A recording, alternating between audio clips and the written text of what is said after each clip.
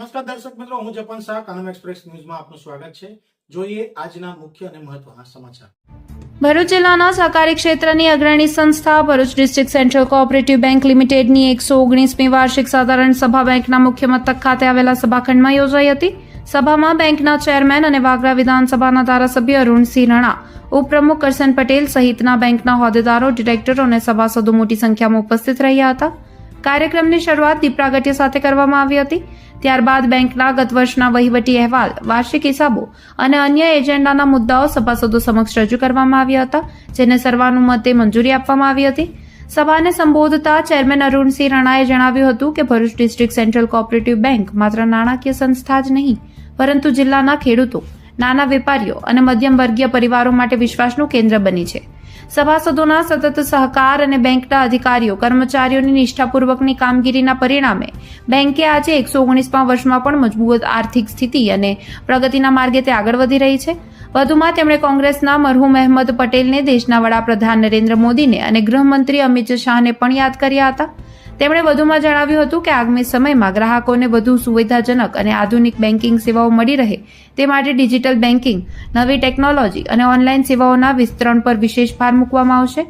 Banking સુવિધાઓ છેવાડાના માનવી સુધી સરળતાથી પહોંચે તે માટે આયોજનબદ્ધ પ્રયાસો હાથ ધરવામાં આવશે. સભામાં બેંકના vice chairman, board of directors, general manager સહિતના અધિકારીઓ હાજર રહ્યા હતા. 119મી વાર્ષિક સાધારણ સભા સફળતાપૂર્વક સંપન્ન થતા સભાસદોએ બેંકના સુદ્રઢ સંચાલન અને વિકાસલક્ષી અભિગમ બદલ ચેરમેન અરુણસિંહ રાણા તથા બોર્ડ ઓફ ડિરેક્ટર્સની કામગીરીને બિરદાવી હતી. રિપોર્ટર અવી સૈયદ, ભરૂચ. નમસ્કાર. આજે ભરૂચ ડિસ્ટ્રિક્ટ કોઓપરેટિવ બેંકની 119 વર્ષ પછીની આ સાધારણ સભા હતી. 120 વર્ષમાં પ્રવેશ થાય છે અને ભરૂચ ડિસ્ટ્રિક્ટ કોઓપરેટિવ બેંકની હંમેશા માટે ચઢાવ ઉતાર આવતો રહેતો હોય છે. પણ મને ગર્વ સાથે હું કહીશ કે મારા 27 વર્ષના શાસનની અંદર આજે એનપીએ 0% છે, ગ્રોસ ખાલી 5.5% છે. ભરૂચ જિલ્લાના ખેડૂતો દેવામાંથી મુક્ત થયા છે અને નરેન્દ્ર મોદીજી અને અમિત શાહની દ્રષ્ટિકોણથી આ સહકારી પ્રવૃત્તિને ખૂબ મોટો વેગવાન બનેલું છે. કોઈ પેટ્રોલ પંપ રાખે છે, કોઈ દવાનો સ્ટોર રાખે છે, કોઈને પણ કોઈ પણ સુવિધા આ ભરૂચ ડિસ્ટ્રિક્ટ કોઓપરેટિવ બેંક તમામ રિઝર્વ બેંક, રાષ્ટ્રીયકૃત બેંકની જેમ તમામ સુવિધા આપવાનું કામ કરે છે. આ 27 વર્ષના શાસનમાં આપણી સફળતાનું શું મુખ્ય કારણ છે?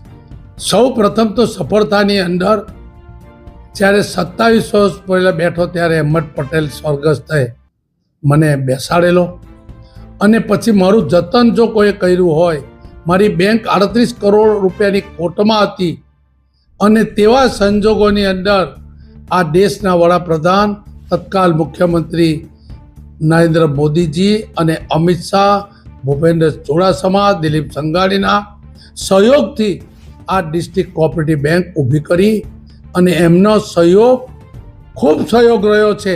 ખેડૂતોને એમને ચિંતા કરી છે. ભાજપ સરકારે ખેડૂતોની ચિંતા કરી છે, ખેડૂતોને તાકાત આપી છે, ખેડૂતોને માત્ર વાત નહીં, માત્ર સહાયો પહોંચાડવાનું કામ કરેલું છે. આપને ડિસ્ટ્રિક્ટ બેંકમાં બેસવાની જ્યારે ઓફર થઈ ત્યારે અહેમદભાઈ પટેલના શું શબ્દ હતા અને શું વાત હતી? સૌ પ્રથમ અહેમદ પટેલ સાહેબે જ્યારે મને બેસાડવા આવ્યા, આ બેંકના પણ ડિરેક્ટર હતા, એમને કહ્યું કે 38 કરોડનો કાંટાનો તાજ તને પહેરાવું છું, તો મને વિશ્વાસ છે કે તું સફળ સુકાની તરીકે કામ કરશે.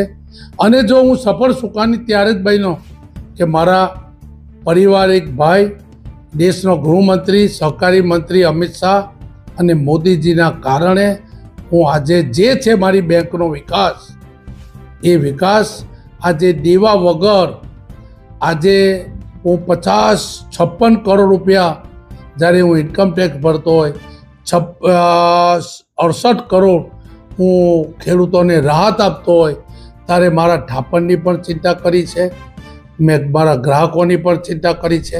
આજે આ ડિસ્ટ્રિક્ટ બેંક પોતાના મકાનો 19 મકાનો પોતાના હું આવ્યા પછી હું કરી શક્યો છું, એનો મને આનંદ છે. ભવિષ્યમાં બેંકને તમે કયા સેક્ટરે લઈ જવા માંગો છો? ભરૂચ ડિસ્ટ્રિક્ટ કોઓપરેટિવ બેંક તમામ મંડળીઓ આજે કોમ્પ્યુટરાઇઝ કરવાનું કામ અમિત શાહજીએ કરેલું છે અને બેંકની જેમ ડિસ્ટ્રિક્ટ બેંક કોઓપરેટિવ બેંક જેમ રાષ્ટ્રીયકૃત બેંક જેમ એ અમિત શાહજીનો એક મંત્ર છે કે મારી મંડળીઓ પણ સક્ષમ બને, CBS થાય અને આજે 332 લોકો રોજનો રોજ વ્યવહાર કોમ્પ્યુટરાઇઝ કરી રહ્યા છે.